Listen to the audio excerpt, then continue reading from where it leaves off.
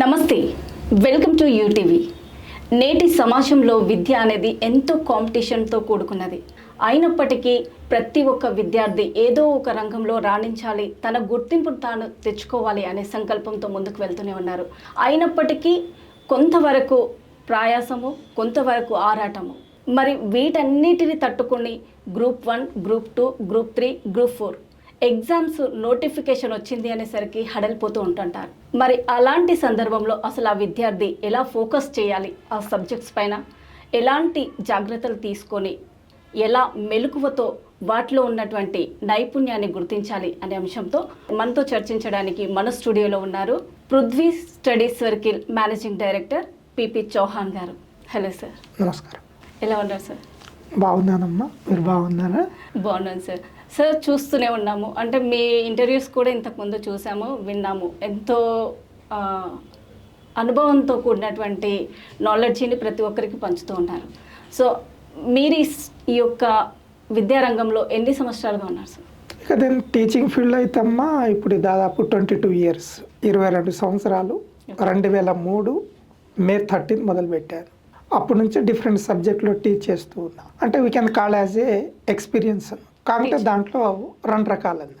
Teaching experience అంటే ఎట్లుంటుందంటే స్కూల్లో ఒక తీరుగా ఉంటుంది, ఇక కోచింగ్ సెంటర్ కానీ వీటిలో ఒక తీరుగా. ఓకే, అంటే టీచింగ్ ఫీల్డ్ అంటే చిన్న స్టూడెంట్స్ని క్యాచ్ చేయడము, వాళ్ళకి చెప్పడం చాలా ఈజీ. బట్ జాబ్ సర్కిల్కి వచ్చేసరికి ఆ విద్యార్థిని నైపుణ్యంతో ముందుకు నడిపించాలి అంటే దాని వెనుక మీ కృషి చాలా ఉంటుంది. అంటే teacher, as a teacher. Yes అమ్మా, ఇప్పుడు ఈ 22 సంవత్సరాలు దాదాపుగా నేను మోర్ దాన్ 1 lakh స్టూడెంట్ని టీచ్ చేసి ఉంటాను. Okay, nice. More than 1 lakh అంటే 1,00,000.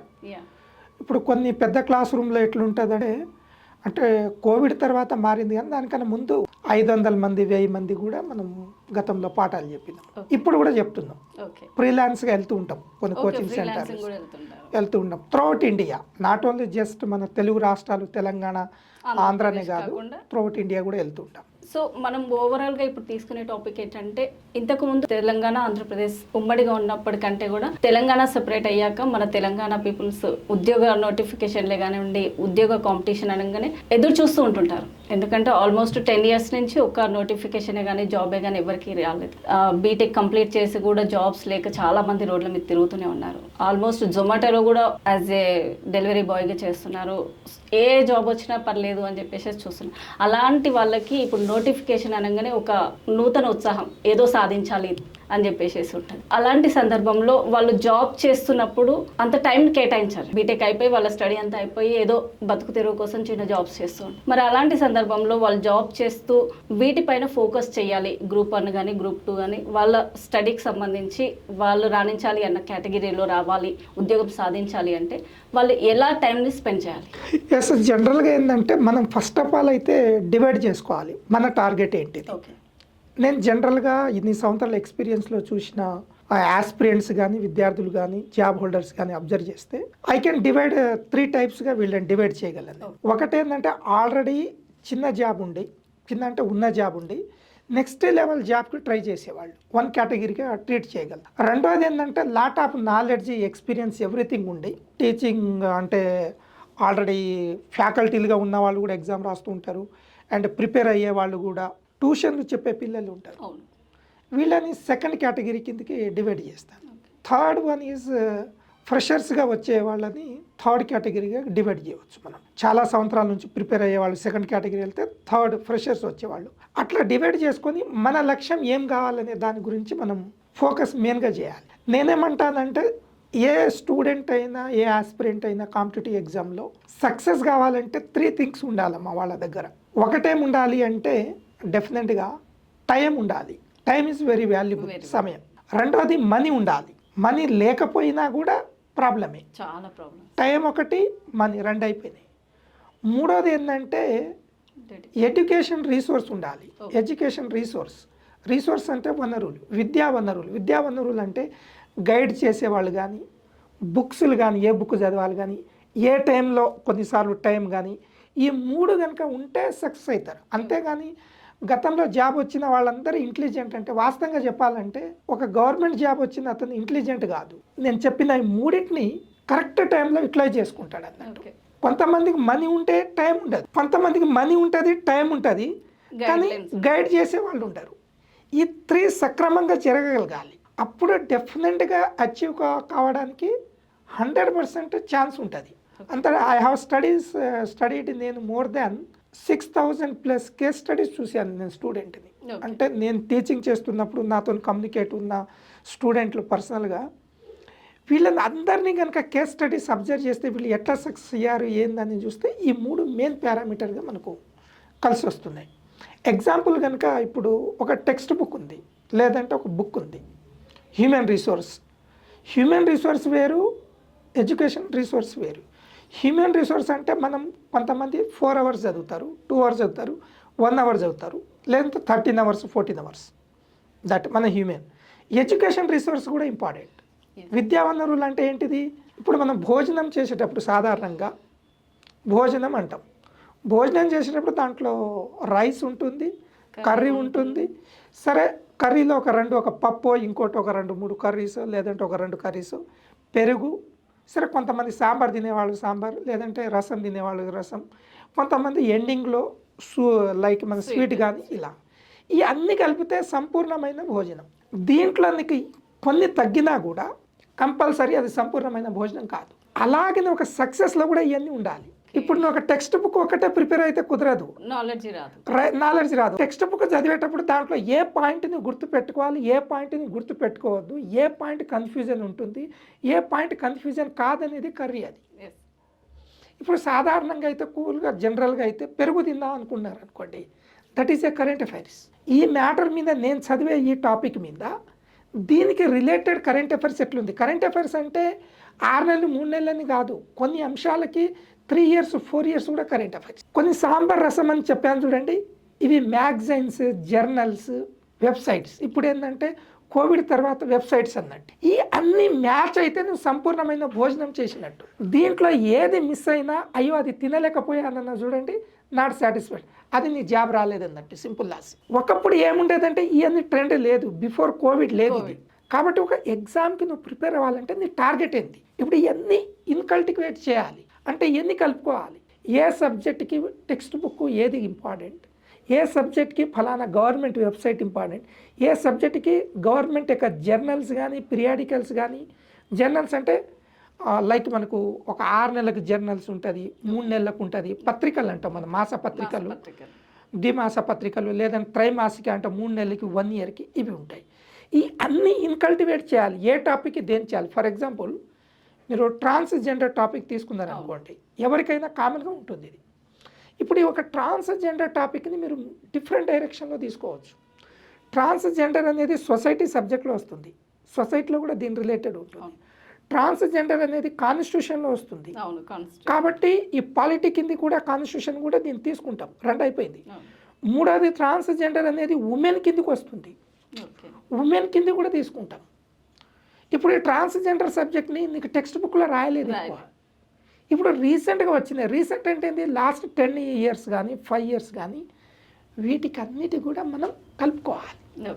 అట్లా కొన్ని టాపిక్కి ఎక్కడ లింక్ అవుతుంది. ఇప్పుడు మీరు మాట్లాడుతున్నా, మనం ఈ ఇంటర్వ్యూ టైంలో ఆల్రెడీ సొసైటీలో జరిగిపోతుంటుంది ఇన్సిడెంట్.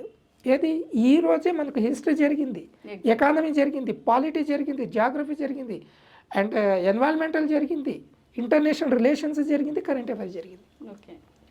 వీటిని అన్నిటినీ కనుక ఒకేసారి కనుక మనం ఒక 10 yearsకో 5 yearsకి మొత్తం ఇన్సిడెంట్ జరిగిన ఎకానమీ మొత్తం ఒక సపరేట్గా పెడితే అది టెక్స్ట్ బుక్లో రూపంలో వచ్చి అదే సిలబస్ అయిపోతుంది.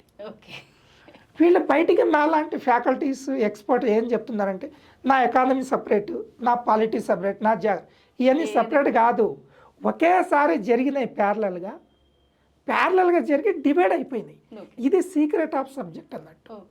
హ్యుమానిటీస్ని ఒక తీరుగా అండర్స్టాండ్ చేయాలి. ఇప్పుడు ఎకానమీ, జాగ్రఫీ, పాలిటీ, హిస్టరీ ఇవన్నీ హ్యుమానిటీస్. టెక్నికల్ సబ్జెక్ట్ని ఒక తీరుగా మనం ట్రీట్ చేయగలగాలి. టెక్నికాలిటీ, సైన్స్ అండ్ టెక్నాలజీ ఉంటుంది, ఒకే రోజులో జరగదు. అది కొన్ని సంవత్సరాల క్రితం జరిగినా కూడా ఇది అయిపోయింది. రీజనింగ్, అర్థమెటిక్ని ఒక తీరుగా ట్రీట్ చేయగలగాలి మనం. రీజనింగ్, అర్థమెటిక్ అనేది ఎప్పుడైనా టెక్స్ట్ బుక్ ముట్టుకొని ఒక రోజులో చేసేస్తా అంటే ఆ సబ్జెక్ట్ యొక్క సీక్రెట్ ఏంటంటే డైలీ మినిమం కనీసం 10 నిమిషాలైనా నువ్వు దాని మీద ప్రాక్టీస్ చేయాలి. ఒక ప్రాక్టీస్ చేయడానికి నీకు టైం లేదనుకోండి, దాని గురించి ఆలోచించాలి. ఆలోచించడం ఎట్లా అంటే, ఫర్ ఎగ్జాంపుల్ ఒక టైమ్ అండ్ డిస్టెన్స్ ఉన్నదనుకోండి, టైమ్ అండ్ డిస్టెన్స్ క్వశ్చన్స్ ఎట్లుంటుందో ప్రాక్టికల్ నాలెడ్జ్ని థింక్ చేయగలగాలి. ఓకే. లేదంటే ఒక బార్ డయాగ్రామ్ కానీ పై చార్ట్ కనుక ఉన్నదనుకోండి, ఆ బార్ డయాగ్రామ్ పై చార్ట్ ఒక స్టాటిక్ డేటా ఇస్తున్నప్పుడు ఆ స్టాటిక్ డేటాని ఖాళీగా కూర్చున్నప్పుడు థింక్ చేయి. అసలు యు ఆర్ ది నెంబర్ 1. అసలు ఆ రీజనింగ్ అర్థమెటిక్ చాలామంది అంటారు స్టూడెంట్, నాకు రీజనింగ్ అర్థమెటిక్ ఎగ్జామ్ హాల్లో చేయడానికి టైం సరిపోలేదు కాదు, అసలు ఆ మెథడ్, ఆ సబ్జెక్ట్ యొక్క సీక్రెట్ అనేది నీకు తెలియదు. ఓకే. అది నువ్వు రోజు ఒక 10 minutes జస్ట్ థింక్ చేసిన అనుకో, యూ కెన్ అచీవ్. అట్లా ఏ సబ్జెక్ట్కైనా వాట్ ఈస్ దట్ సీక్రెట్. ఇప్పుడు ఎవరి దగ్గర ఉంటుంది? ఒక ఎక్స్పర్ట్ దగ్గర కొన్ని సంవత్సరాల నుంచి ఉంటుంది. కొంతమంది చెప్పగలుగుతారు, కొంతమంది చెప్పరు. ఇప్పుడు జనరల్గా కోచింగ్ సెంటర్ నా లాంటి వాళ్ళు ఎవరు నడిపినా ఏంటంటే నడుపుతూ ఉంటారు, కానీ ఎందుకు అనేది కొంత తెలియదు, వాళ్ళకి కూడా తెలియదు. రావాలి స్టూడెంట్స్, రావాలి, వెళ్ళాలి. 100 మందిలో 2 మంచి చదివిన స్టూడెంట్స్ ర్యాంక్ సాధిస్తే మా సంస్థ నుంచి సాధించారు. నేను ఇప్పుడు వరకమ్మా ఏ రోజు కూడా నేను ఇంతమందిని, ఇప్పుడు మీకు ఆల్రెడీ మోర్ దాన్ 1 lakh అని చెప్పాను కదా నా స్టూడెంట్, ఎక్కడైనా ర్యాంక్ వచ్చిన స్టూడెంట్ని నేను పెట్టుకోవాలి. ఒక సర్టన్ పీరియడ్లో కొన్ని పాంప్లెట్లు అవి పెట్టుకున్నాను, అవే ఉన్నాయి. కానీ అసలు నా సక్సెస్ కాదు, అది స్టూడెంట్ సక్సెస్. ఎందుకంటే వాళ్ళకి ఆ టాలెంట్ లేనిది వాళ్ళు సక్సెస్ కాలేరు. మేము ఒక పిల్లర్గా ఇవ్వగలిగినాం, ఎవ్రీథింగ్. నేను చెప్పాను చూడండి, టైం, మనీ, బుక్స్, దాంట్లో ఒక పార్టే నాది. మనీ ఆయన పెట్టిండు, టైం ఆయన స్పెండ్ చేసిండు, మేము ఇచ్చింది బుక్స్, గైడెన్సే. ఒక పిల్లర్, ఈ 3 పిల్లర్లలో ఒక పిల్లర్ పెట్టుకొని హీఈస్ ఎక్సలెంట్, నా స్టూడెంట్ మేము చెప్తే అట్లా ఉండదమ్మా. ఓకే.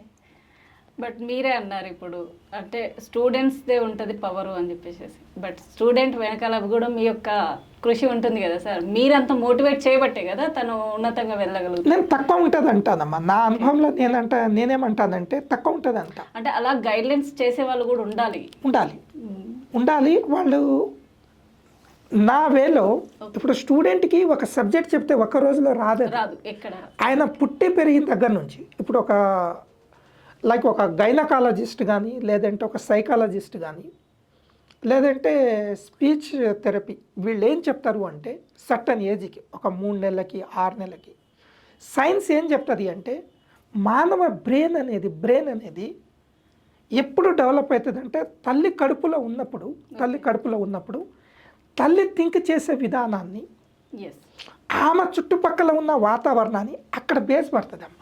అవును, ఇంతకు ముందు తెలియకపోతుండే, బట్ ఇప్పుడు అంతా కూడా మోటివేట్ అయ్యారు చాలా మంది. డెఫినెట్లీ బుక్స్ చదవడము, మంచి నాలెడ్జ్ కి సంబంధించిన టైం ని స్పెండ్ చేస్తున్నారు. ఆల్మోస్ట్ ప్రెగ్నెన్సీ ఇది ఒక సీక్రెట్ వే, అంటే సీక్రెట్ అని కాదు, ఇట్ ఈస్ ఒక రీసెర్చ్.